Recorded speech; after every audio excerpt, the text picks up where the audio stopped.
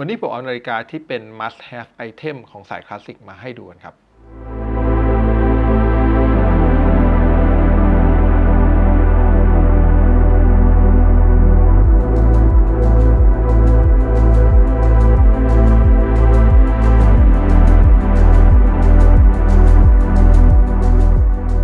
วัสดีครับผมนิจจากการทำให้ชินมาพบกับเพื่อนๆอีกแล้วนะครับเพื่อนๆอย่าลืมกดไลค์กด Subscribe แล้วก็กดสั่นกระดิ่งเพื่อเป็นกำลังใจให้กันด้วยนะครับพอพูดถึงแบรนด์คาเทียเนี่ยหรือว่าคาเทียอะไรเงี้ยแล้วแต่จะเรียกนะคือเป็นแบรนด์หรูที่หลายๆคนน่าจะคิดถึงพวกเครื่องประดับกันก่อนนะครับซึ่งก็ไม่แปลกเลยเพราะว่าจริงๆแล้วเนี่ยด้วยความที่คาเทียเนี่ยเขาเป็นแบรนด์จิวเวลรี่ที่หรูมากๆนะครับแล้วก็มีผลิตภัณฑ์ที่เป็นระดับไอคอนเนี่ยเยอะมากนะครับคือพอพูดถึงเครื่องประดับของคาเทียเนี่ยก็จะนึกถึงกำไรข้อมือนะที่เป็นตะปูนะครับหรือว่าเป็นกำไรข้อมือที่เป็นรุ่นเลิฟซึ่งมันเป็นระดับที่เรียกว่าเป็นตำนานไปแล้วอะก็คลาสสิกตลอดกาลนะครับสำหรับนาฬิกาเนี่ยผมว่าจริงๆแล้วเนี่ยคาเทียเองก็มีนาฬิกาที่เป็นระดับไอคอนิกที่ไม่ได้ยิ่งหย่อนไปกว่าเครื่องประดับอื่นๆเลยนะครับแล้ววันนี้ที่จะเอามาให้ดูก็คือรุ่นนี้ครับคาเทียแทงต้องเล่าประวัติก่อนนะคาเทียแทงเนี่ยเป็นนาฬิกาคาเทียที่ออกมาหลังจากคาเทียซันโตสนะซันโตสเนี่ยก็จะเป็นรุ่นแรกเลยแหละแล้วคาเทียแทงเนี่ยก็จะออกมาปีประมาณสัก1919นะครับก็ถึงทุกวันนี้ก็ไม่น่าเชื่อนะ100 กว่าปีแล้วนะครับไอคาเทียแทงที่เราเห็นกันอยู่อย่างเงี้ยอยู่ณปัจจุบันนี้เขาก็ยังขายอยู่นะครับมีดีไซน์เกิดขึ้นมา100 ปีแล้วคราวนี้เพื่อนๆหลายคนอาจจะยังไม่รู้ว่าทำไมเขาถึงตั้งชื่อว่าคาเทียแทงแทงมันแปลว่าอะไรแทงมันแปลว่าแบบแทงเก็บน้ำหรืออะไรก็ได้แต่จริงๆแล้วแทงคำนี้มันมาจากรถถังคราวนี้พอพูดถึงรถถังก็จะงงว่าเฮ้ยเนี่ยนะนาฬิกาที่เป็นชื่อรถถังมันบอบบางมันดูเดรสซี่มันดูแบบงดงามละเอียดอ่อนขนาดนี้มันจะเป็นรถถังได้ยังไงมันคือท็อปวิวครับคือมุมเนี้ยถ้าเพื่อนๆมองรถถังจากด้านบนลงมานะครับรถถังโบราณเนอะมีโดรนแล้วมองรถถังจากท็อปวิวลงมาเนี่ยนี่คือรูปทรงของรถถังคือเขาได้อินสปายมาจากรถถังเพราะช่วงนั้นมันเป็นช่วงสงครามโลกเนอะแล้วหลุยส์คาเทียคนที่เขาเป็นหลานของเจ้าของนี่เองเนี่ยด้วยความที่เขาเป็นนักอัญมณีด้วยคือเขาทำพวกแบบเกี่ยวกับจิวเวลรี่อยู่แล้วเนี่ยเขาก็เลยมีไอเดียในเรื่องของอาร์ตเยอะนะครับแล้วเขาก็ออกแบบแทงเนี่ยอินสปิเรชันจากรถถังนั่นเองนะครับคาเทียแทงเนี่ยเป็นนาฬิกาที่ผมเชื่อว่ามันเป็นคือเป็นไอคอนิกไม่ต่างกับ Submariner หรือว่าแบบพวกนาฬิกาที่อย่างเด j จัสของ Rolex เนี้ยหรือว่าอาจจะเป็น Omega Speedmaster เนี่ยเพราะว่าคาเทียแทงเนี่ยสำหรับผมนะผมว่ามันเป็นระดับไอคอนิกที่อยู่ในกลุ่มนั้นเลยคือเป็นนาฬิกาที่ไม่เคยล้าสมัย timeless แล้วก็ผมว่าอีก100 ปีอีก500 ปีอีก1,000 ปีคาเทียแทงก็ยังมีหน้าตาแบบนี้แหละอาจจะมีปรับเล็กๆน้อยๆทั่วๆไปนะครับคาเทียแทงปัจจุบันก็จะมีหลายรุ่นเนาะมีทั้งแทงธรรมดาแทงซินทรีแทงอเมริกันนะครับแทงฟรังซัวมีเยอะแยะมากมายนะครับที่เป็นหลายหลากออกมานะครับแต่ว่าคาเทียแทงที่เป็นออริจินัลแบบนี้มันเป็นสิ่งที่คลาสสิกมากสมัยก่อนเนี่ยแทงเนี่ยไม่ได้ขายเยอะมากนะตอนรุ่นแรกที่เขาลอนช์ออกมานะครับจนกระทั่งช่วงปี1970เนี่ยคาเทียแทงก็ได้กลับมาขายแบบระเบิดระเบ้ออีกทีหนึ่งนะครับณเวลานั้นเนี่ยเขามีการเปลี่ยนเจ้าของนะครับแล้วก็มีการดึงเอาดีไซเนอร์ที่เก่งมากๆนะครับชื่ออลันโดมินิกเพอรินเนี่ยครับก็เข้ามาดีไซน์แล้วก็สร้างมาสเดอร์คาเทียขึ้นมานะครับในปี1976ซึ่ง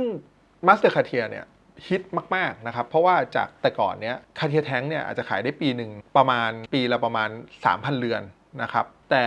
พอหลังจากที่เขาลอนช์มาสเตอร์คาเทียเนี่ยเขาขายได้ถึงปี160,000 เรือนนะ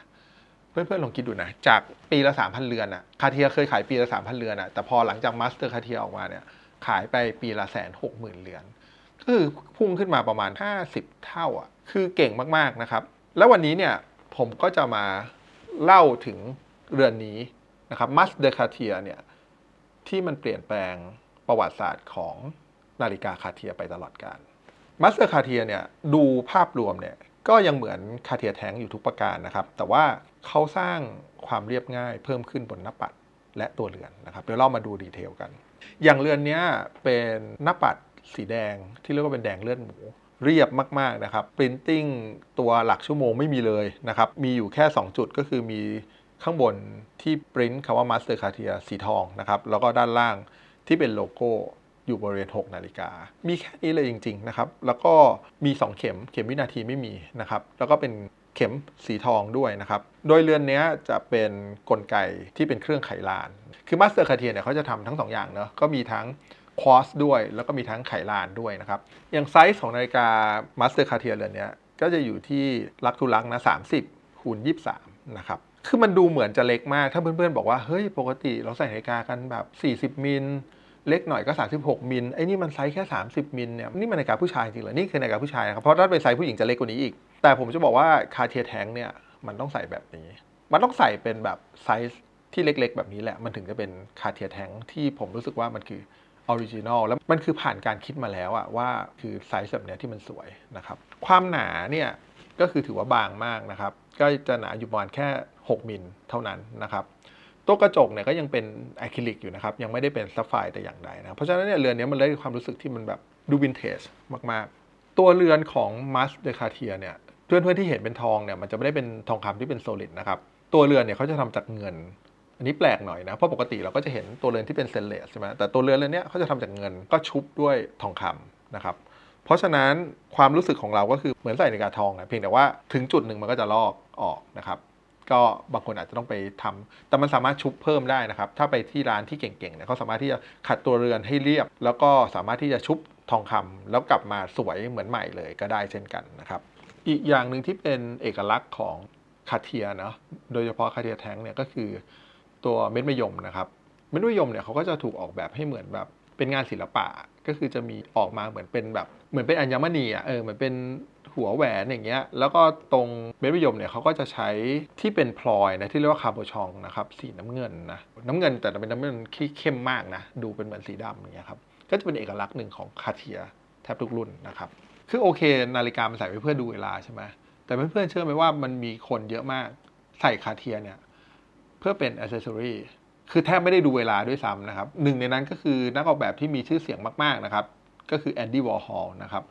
บแอนดี้วอร์ฮอลเคยบอกว่าเขาใส่คาเทียแทงเนี่ยเพราะมันเป็นนาฬิกาที่เหมาะกับการใส่นะครับเขาไม่เคยไขลานมันด้วยซ้ำเขาไม่เคยดูเวลาจากมันเลยเขาใส่เพื่อเป็นอ c เซสซอรีโดยแท้จริงนะครับซึ่งความรู้สึกผมก็เป็นอย่างนั้นนะเวลาผมใส่คาเทียเนี่ยมันเหมือนกับผมใส่อ c เซสซอรีอ่ะมันเหมือนใส่กำไลข้อมือมันเหมือนใส่เลสทองหรืออะไรก็แล้วแต่ที่มันเป็นอ c เซสซอรีอย่างหนึ่งอ่ะเผอิญว่ามันแค่สามารถดูเวลาได้ด้วยแค่นั้นเองนั่นคือความรู้สึกของผมแม้มันจะเป็นสายหนังก็ตามนะเพราะฉะนั้นใครที่มองหานาฬิกาที่แบบมันจะคลาสสิกไปตลอดกาลอ่ะแล้วก็เรียบง่ายเหมาะกับคนข้อมือเล็กนะครับโดยเฉพาะคนที่ชอบแต่งตัวสไตล์คลาสสิกใครที่ชอบอะไรที่มันวินเทจมากๆไม่ว่าจะเป็นผู้ชายหรือผู้หญิงเนี่ยเพราะว่าคาเทียแทงเนี่ยมันเป็นอีกหนึ่งไอเทมที่ต้องมีอ่ะคำว่าที่ต้องมีเนี่ยที่ว่าอย่างเรือนนี้ที่เป็นมาสเตอร์คาเทียเนี่ยราคามันก็ไม่ได้สูงด้วยอย่างเรือนนี้นะครับที่เห็นเนี่ยราคามือสองก็อยู่ที่ประมาณ 50,000 กว่าบาทโอเคของใหม่คาเทียแทงมันอาจจะ100,000 กว่า 200,000 กว่าถ้าเป็นทองก็อาจจะ 3-4 แสนอะไรเงี้ยแต่ถ้าเพื่อนๆชอบของเก่าอยู่แล้วเหมือนผมเนาะคือผมจะบอกตรงๆว่าผมชอบคาเทียแทงที่เป็นวินเทจมากกว่ารุ่นใหม่ด้วยซ้ำและก็กลายเป็นความโชคดีของผมแล้วก็กับหลายๆคนที่ไอ้คาเทียแทงที่เป็นวินเทจราคามันกลับดีด้วยซ้ำเพราะมันอยู่ที่ประมาณ 50,000 กว่าบาทนะครับทั้งผู้ชายผู้หญิงมีให้เลือกเยอะแยะมากมายนะครั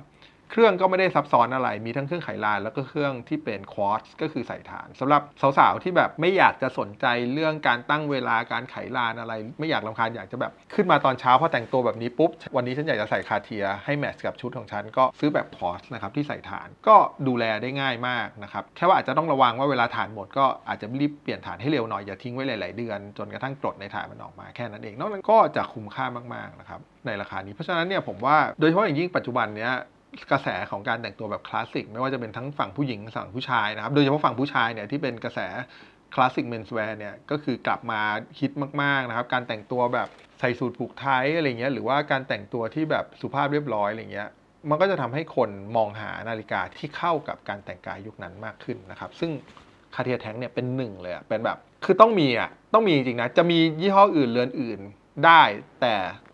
ต้องมีคาเทียแทง1เรือนนะครับคาเทียแทงเนี่ยนอกเหนือจากคนที่แต่งตัวแบบคลาสสิกเมนส์แวร์แล้วเนี่ยจริงๆแล้วก็เหมาะกับคนที่แต่งตัวแบบทางการด้วยนะไม่ว่าจะเป็นพวกยูนิฟอร์มทหารตำรวจหรือว่าคนที่ต้องใส่เสื้อเชิ้ตหรือว่าแต่งตัวเรียบร้อยตลอดเวลาเนี่ยคาเทียแทงเนี่ยพอใส่แล้วมันจะเข้าไปอยู่ในใต้เสื้อเชิ้ตได้สวยมากๆนะครับเหมาะจริงๆเดี๋ยวเรามาดูคาเทียแทงเรือนเล็กๆเรือนนี้บนข้อมือของผมกันครับ